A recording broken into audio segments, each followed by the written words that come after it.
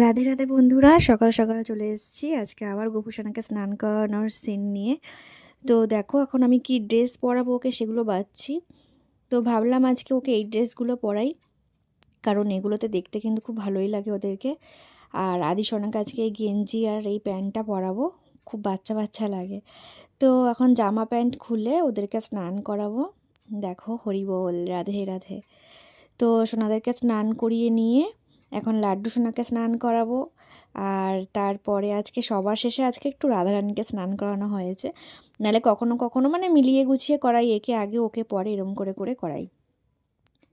তো দেখো ওদের সব রেডি হয়ে গেছে, এই জামা প্যান্ট পরে সবাই বসে পড়েছে, কত সুন্দর লাগছে তাই না?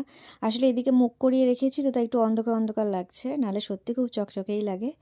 তো এখন এই যে ছোট্ট পাড়া বাটিতে আজকে শুধু নিমকি দিয়েছি, বড় বড় নিমকি, মোটা শিববাড়ি মেলা থেকে কিনে নিয়ে এসেছি ওদের জন্য।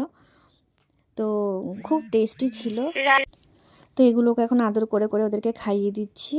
তো এই ভোগ সেবা তোমরাও দর্শন করে নাও।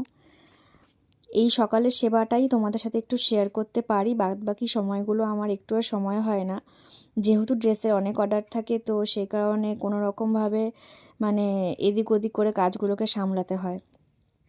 তো এখন দেখো আমার পাপাকে কত মিষ্টি লাগছে তাই না? রাধে রাধে, টাটা।